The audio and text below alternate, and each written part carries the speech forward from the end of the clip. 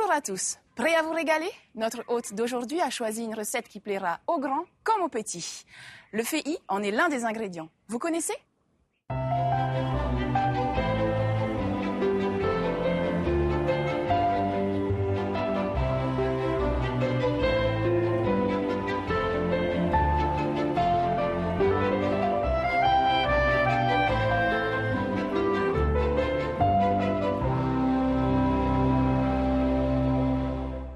Le fei ressemble à une banane, mais il ne se consomme pas cru. C'est une des plantes les plus typiques de Tahiti, pleine de vitamines et de saveurs. On le reconnaît par sa couleur orange vif, dont le régime pousse droit, tourné vers le ciel. Les feuilles sont vertes et brillantes et leurs tiges, très cassantes, laissent couler une sève violet foncé. Autrefois, cette sève servait d'encre pour marquer le linge ou pour écrire sur du tapas blanc. Le fei se déguste cuit. On peut le cuire à l'étouffée dans un four tahitien, au four normal et même au micro-ondes en 3 minutes. Il est temps pour nous de découvrir comment préparer le fei. Vous me suivez? Pour votre recette, il vous faut 3 cuisses de canard confit, 4 fei, un quart de ourou, 2 pommes de terre, de la crème, une carotte, 4 champignons de Paris, une tomate, de l'ail, du gruyère, de la chapelure, du thym et du laurier, de la muscade, du madère, du sel et du poivre. Bonjour Tereva. Bonjour Rina. Alors, qu'est-ce qu'on fait aujourd'hui? Alors je vais t'apprendre à faire un parmentier de canard aux 2 purées. Tu es un passionné de cuisine, toi en plus tu as ouvert récemment ton restaurant, Le Soufflet. Exactement, le restaurant a ouvert il y a à peu près 2 ans et demi, on est sur les 3 ans au mois de juillet, et on aime ça, on aime cuisiner, on aime partager aussi. Et mélanger un peu les saveurs parce que exactement. Au fei. Exactement, se reprendre un peu les recettes de grand-mère, des recettes qui se perdent de plus en plus, et de rajouter des produits locaux à l'intérieur pour la remettre un peu au goût du jour. Ok, je vois une pomme de terre. On va commencer par les purées, donc on va commencer par éplucher les pommes de terre pour les 2 purées. Parce qu'on va mettre à peu près 2 pommes de terre pour 3 ou 4 fei, pour la purée de fei, et à peu près 2 ou 3 pommes de terre pareil pour une moitié d'ourou à peu près. Donc moi j'épluche les patates pendant que toi tu décortiques le ourou. Exactement. Alors le ourou on le cuit, moi je l'ai cuit au feu de bois, hein, c'est le meilleur parce que ça donne un petit côté fumé, la peau fumée, on peut le cuire aussi au four. Voilà, alors là on arrive sur la fin. On enlève tout. Oui. Hop, je mets à l'envers et je termine. Comme ça. À l'envers, voilà. Ok. Les pommes de terre sont épluchées, le ourou également, on passe au purée, on découpe les légumes. Exactement, on va couper les patates d'abord avec le ourou. Ok, allez, je te laisse couper les patates. On va les faire cuire, allez hop. On va réserver les pommes de terre, on les a coupées. La prochaine étape, c'est nos fei. Exactement, là on va passer au fei, donc on a nos patates, on a nos ourous. Donc on incise le fei. On met un petit peu de beurre à l'intérieur pour la cuisson, pour qu'il devienne sec. Et on met 3 minutes au micro-ondes. Donc voilà, on sort nos fei du micro-ondes au bout de 3 minutes. C'est cuit, magie. Qu'est-ce qu'on fait maintenant? Alors maintenant, on va les décortiquer tout simplement. Hein, soit qu'on enlève la peau, on le met dans un bac. Donc on va faire cuire nos légumes dans de l'eau et du lait. Dans de l'eau et du lait. Ils sont un petit peu plus onctueux. Donc je mets les patates. Hein. C'est à peu près, voilà, comme on avait dit tout à l'heure, c'est 3 pommes de terre pour une moitié d'ourou à peu près. Hein. Voilà. Et je mets le roux à l'intérieur. Donc là, je mets au feu directement. Là, on passe à la purée de fei. Toujours pareil, de l'eau et du lait. J'ajoute les pommes de terre. Les mêmes quantités. Exactement. Je mets le fei.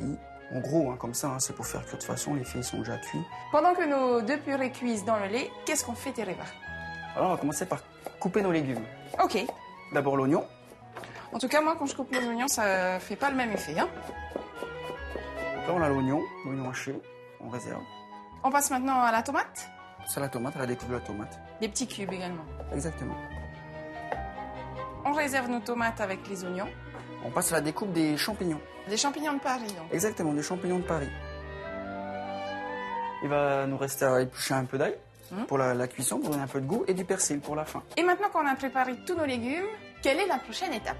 La prochaine étape, ça va être préparer le canard avant sa cuisson. J'ai pris des cuisses de canard confit sous vide. Donc là, avant de préparer le canard, je vais récupérer la graisse de canard qui va nous servir à faire revenir les condiments plus tard.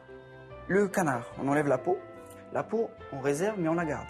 Donc maintenant, on détache la chair du canard, des cuisses. Hein. La prochaine étape? La prochaine étape, c'est effilocher la chair de canard. pas la couper ni la hacher, l'effilocher. On essaie d'obtenir une fibre hein, et pas des petits morceaux coupés. Donc, tout ce qui est cartilage, on retire hein, parce que c'est pas agréable en bouche. On a fini d'effilocher le canard. Quelle est la suite? La suite, donc on a retiré la peau tout à l'heure. Donc on va hacher la peau. Il faut qu'on donne un petit peu de gras quand même au canard. Si on cuit le canard sans gras, il est un petit peu sec. Donc on hache bien finement et on n'oublie pas, on ne met pas le cartilage, uniquement la peau. Donc voilà, là on a tous les ingrédients pour commencer à cuire notre canard. Donc on commence par mettre la graisse de canard. Faire revenir les oignons. Bon là ça commence à crépiter. On va pouvoir mettre nos oignons et nos tomates en même temps. Pour donner un petit peu plus de goût au canard, on rajoute un peu de thym et 2-3 feuilles de laurier. Comme tu peux le voir, ça commence à avoir plus d'eau. Et les oignons commencent à colorer aussi. On peut rajouter les champignons.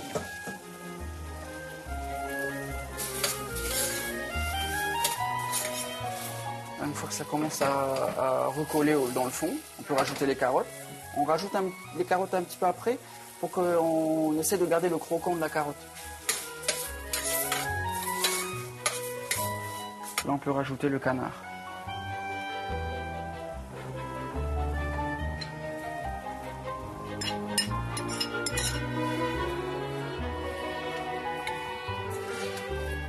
Il faut ajouter un petit peu de sel, mais pas trop non plus parce que le canard normalement est déjà salé. Du poivre. Donc quand ça commence un petit peu à coller comme au fond là, ce qu'on peut constater là, Oui. ça commence à coller. On déglace au madère, ça qu'on rajoute un petit peu de madère à l'intérieur. Voilà. Ça va donner encore un peu de goût, ça va permettre de décoller ce qu'il y a collé sur le côté.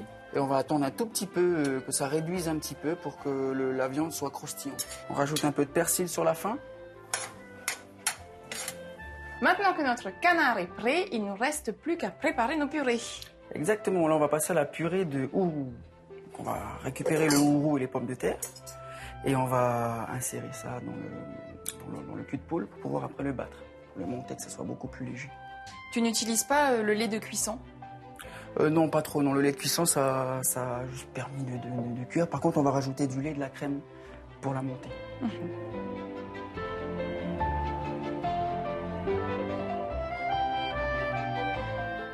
Donc on a préparé nos deux purées, la purée de hourou et la purée de fei, exactement de la même manière en ajoutant du lait et de la crème. Maintenant, Tereva, qu'est-ce qu'il nous reste à faire? Alors là, on passe au montage. Alors pour le montage, on met d'abord la purée de fei. De fei. Voilà. On rajoute le canard au milieu.